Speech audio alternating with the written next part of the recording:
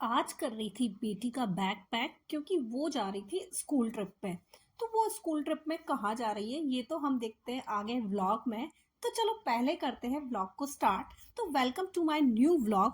तो मेरे आज के व्लॉग की जो स्टार्टिंग हो रही है वो हो रही है सुबह घर साफ करने से। तो घर साफ करने से पहले जो मैंने कल डेकोरेशन किया था तो वो सारे बलून आज गिरे जा रहे थे। और मैंने सोचा कि भाई अब इनको ना हटा लेती हूँ क्योंकि ना ये आज ये गिर रहा है कल वो गिर रहा है। तो ना उससे घर भी गंदा हो रहा है।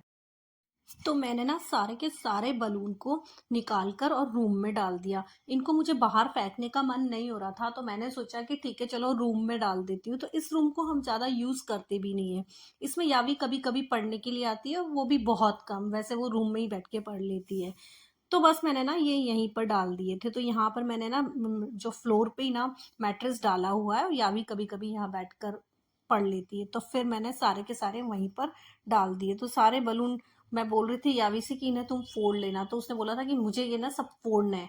तो मैंने उसके लिए रख दिए थे कि जब वो फ्री होगी तब वो इन्हें फोड़ लेगी। तो वो डालने के बाद में जो भी यहाँ मैंने सारा डेकोर किया था कल, वो सारा का सारा मैंने हटा दिया। क्योंकि कल से ना कभी कौन सा बलून नीचे आके गिर रहा है। तो बस वो ना फिर गंदा लग रहा है मुझे, तो मुझे लगा ये सब हटा ही देती हूँ। हटाने के बाद में फिर मैंने सारे घर का डस्टिंग किया, सारा घर सेट किया। तो बस उसके बाद क्या होगा कि जब सफाई होगी तो सारा घर ना साफ हो जाएगा। तो ये पहले इसीलिए मैंने बलून हटाए, उसके बाद में ना मैंने सारी डस्टिंग कर दी कि अब इसके बाद में जब झाड़ू और पोंछा घर में होगा तो घर एकदम क्लीन हो जाएगा।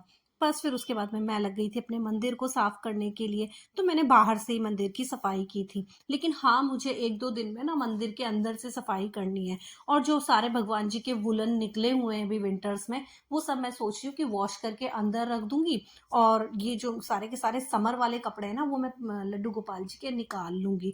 तो बस आज मैं यही जब साफ कर रही थी मंदिर तो मेरे दिमाग में यही आ रहा था कि ये काम भी मुझे एक दो दिन में करना है।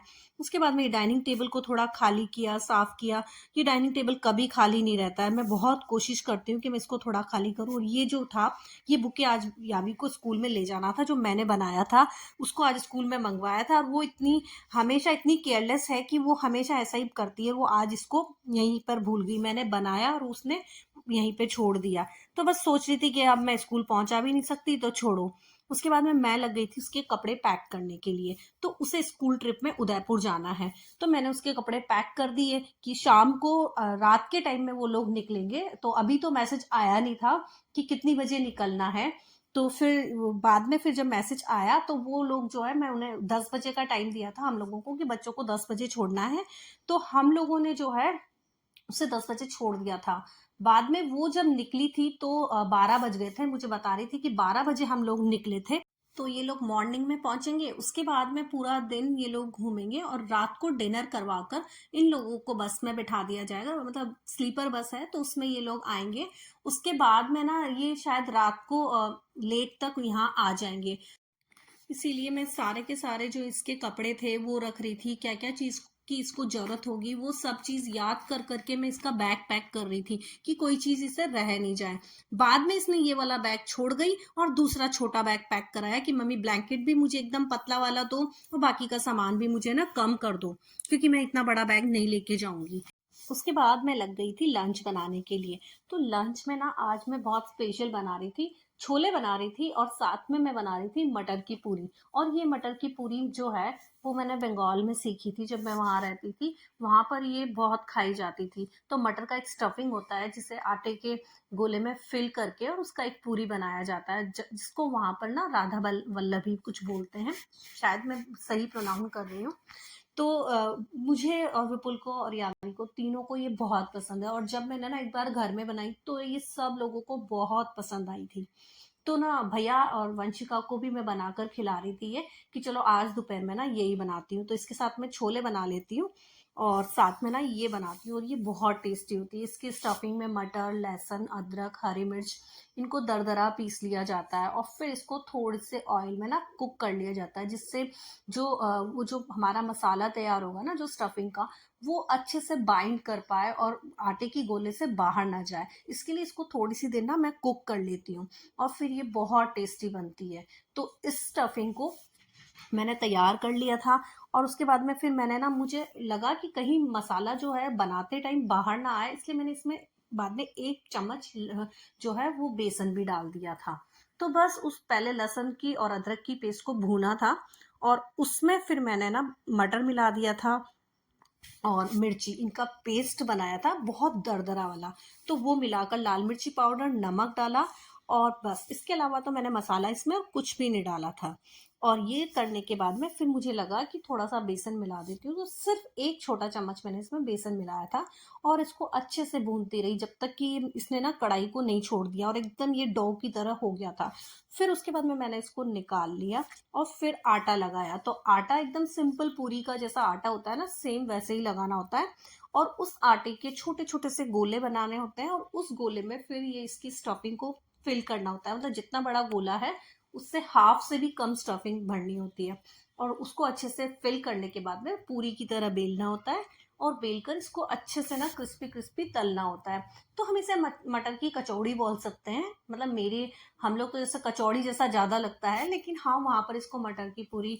तो मैं ये बनाती हूँ 2-3 साल से और ये बहुत अच्छी लगती है। तो विंटर्स चल रहे हैं, हरी हरी मटर आ रही है, तो बस लग रहा था कि ये डिश बनानी चाहिए सर्दी में एक बार। इसीलिए ना मैंने भैया और वंशिका के लिए आज ये डिश बनाई।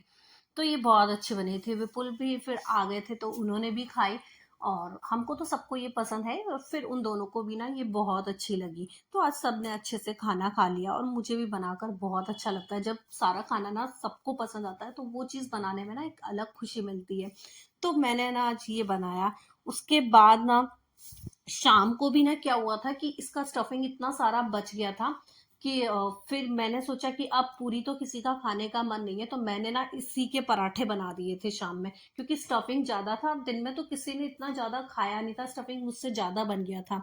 तो मैंने बोला कि भाई शाम को भी मैं इसके अब क्या करूँ, स्टफिंग तो बहुत टेस्टी है ये, तो इसका ना पराठा बना देती हूँ। तो फिर मैंने रात को इसका पराठा बना दिया था और बस अभी फिर मैंने जब दोपहर में इन लोगों को सर्व किया तो मैंने इसके संग छोले बनाए थे। तो छोले और मसाला छाछ जिसमें मैंने इसमें दिए से तड़का दिया था और साथ में सैलेड कट करके दे दिया था।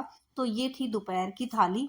तो बस इसको खाने के बाद शाम को बहुत ज़्यादा भूख थी भी नहीं, तो बस हम लोगों ने ना शाम को सिर्फ इसके पराठे खाए और बस आज का दिन हमने इसी तरह से हमारा ख़त्म किया।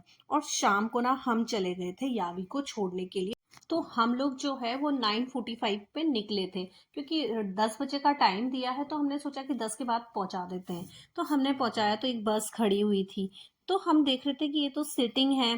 तो यावी तो बोल रही थी कि स्लीपर बस आएगी। फिर उसके बाद में हमने ना अंदर जाके बात किया कि ऐसे कैसे जाएंगे बच्चे रात भर। तो उन लोगों ने बोला कि ये गलती से भेज दिए उन लोगों ने, अभी बस चेंज करवाएंगे, बच्चे स्लीपर बस में ही जाएंगे।